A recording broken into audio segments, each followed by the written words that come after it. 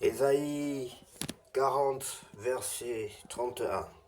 Ceux qui espèrent en l'Éternel renouvellent leur force.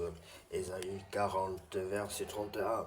Ceux qui espèrent en l'Éternel renouvellent leur force. Ésaïe 40, verset 31. Bonjour bien-aimés, c'est l'heure de la prière et de la repentance. En ce vendredi 9 mai 2025, prions ensemble. Seigneur, en ce milieu de journée, nous nous tournons vers toi pour renouveler nos forces et te remettre nos cœurs. Père bien-aimé, merci pour ta fidélité depuis le matin. Merci pour chaque pas guidé, chaque parole inspirée, chaque souffle reçu. Nous te confions la suite de cette journée. Accorde-nous patience, sagesse et paix. Que tout en nous reste aligné à ta volonté. Ta parole nous encourage. Ceux qui espèrent en l'Éternel renouvellent leur force. Ésaïe chapitre 40, verset 31. Nous disons merci et nous disons Amen au nom de Jésus-Christ de Nazareth. Bien-aimés, la deuxième phase de notre prière, de notre temps de prière, de notre travail, consiste à vous aider à faire vos premiers pas en Christ. Acceptez le Seigneur Jésus-Christ à naître de nouveau. Acceptez le Seigneur Jésus-Christ dans votre cœur, dans votre vie, comme votre sauveur personnel et votre Seigneur. Oui, bien-aimé, si tu ressens un vide dans ton cœur, si tu veux recevoir le Seigneur Jésus-Christ comme ton sauveur personnel, je vais te prier de répéter cette prière après moi. Seigneur Jésus-Christ, je reconnais que je suis un pécheur. Seigneur Jésus-Christ, je reconnais que je suis un pécheur. Je te demande pardon de tous mes péchés. Je te demande pardon pour tous mes péchés. Pardonne-moi, Seigneur. Pardonne-moi, Seigneur. Je t'invite dans ma vie comme mon sauveur personnel et mon Seigneur. Je t'invite dans ma vie comme mon sauveur personnel et mon Seigneur. Prends le plein contrôle de ma vie, Seigneur. Prends le plein contrôle de ma vie, Seigneur. Je t'en supplie, au nom de Jésus-Christ. Baptise-moi et remplis-moi de ton Esprit Saint. Baptise-moi et remplis-moi de ton Esprit Saint. Au nom de Jésus-Christ de Nazareth, j'ai ainsi prié. Amen. Bien-aimé, que Dieu vous bénisse infiniment pour le temps que vous avez consacré pour vous repentir, pour recevoir le Seigneur Jésus-Christ dans votre vie comme votre sauveur personnel et votre Seigneur. Soyez bénis, bien-aimés, pour la joie que vous mettez dans le cœur des anges de l'Éternel et dans nos cœurs, nous qui sommes dans la bergerie des puits.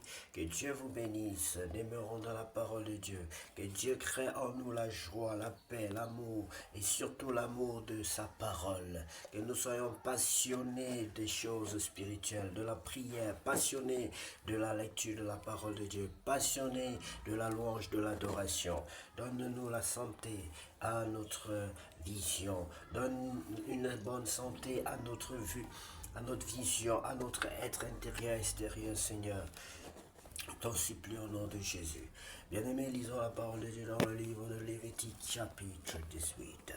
Loi relative aux mœurs. L'Éternel parle à Moïse et dit, parle aux enfants d'Israël et tu leur diras, je suis l'Éternel, votre Dieu. Vous ne ferez point ce qui se fait dans le pays d'Égypte où vous avez habité, et vous ne ferez point ce qui se fait dans le pays de Canaan où je vous mène.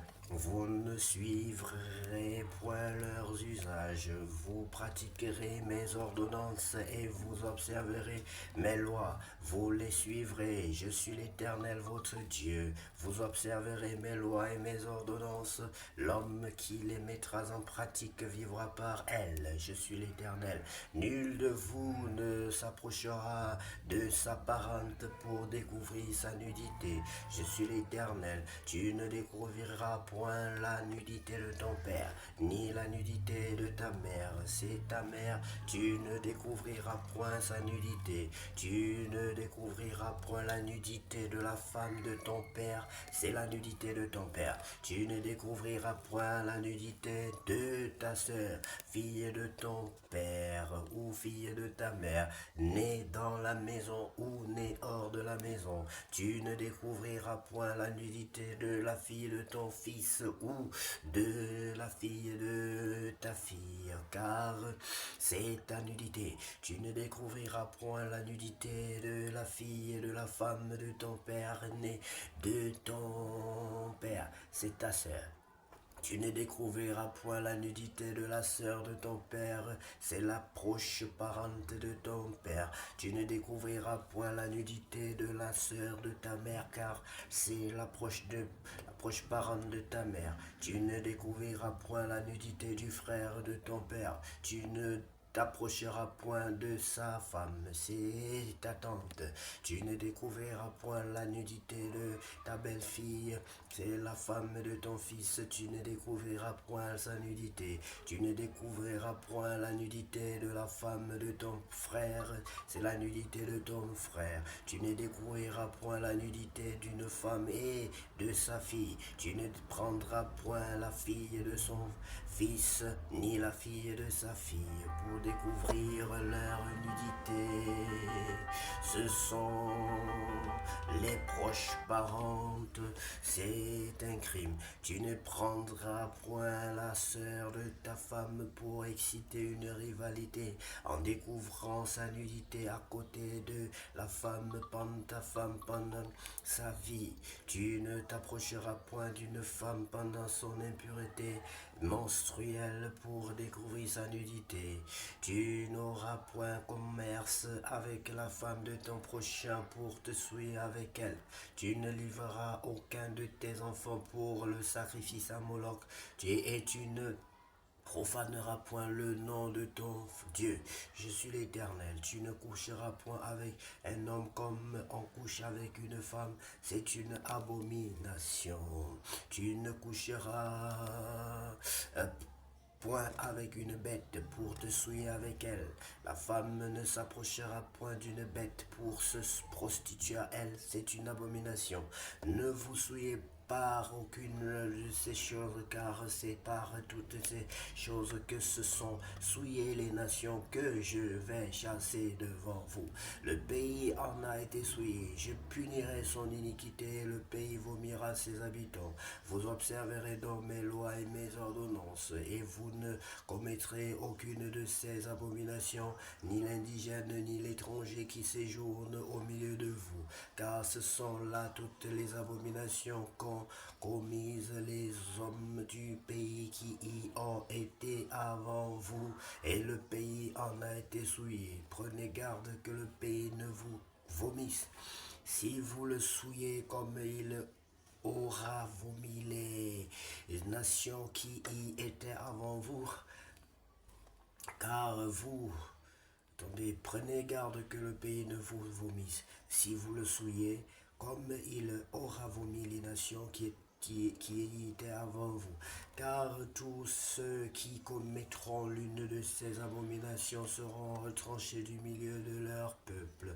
Vous observerez mes commandements et vous ne pratiquerez aucun des usages abominables qui se pratiquaient avant vous. Vous ne vous en souillerez pas. Je suis l'Éternel, votre Dieu. Amen. Bien-aimés, comment trouvez-vous ces lois? Je crois que ce sont de très bonnes lois pour nous aider à mieux nous comporter dans ce monde, bien-aimés, dans ce monde dit de ténèbres. Que Dieu vous bénisse abondamment pour votre fidélité, pour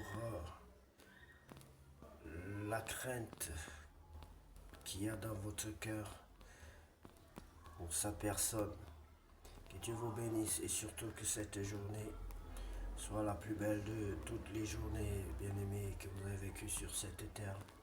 Au nom précieux de Jésus-Christ de Nazareth, nous avons ainsi prié. Seigneur, merci parce que tu nous aimes tant. Même lorsque nous souffrons, tu nous aimes.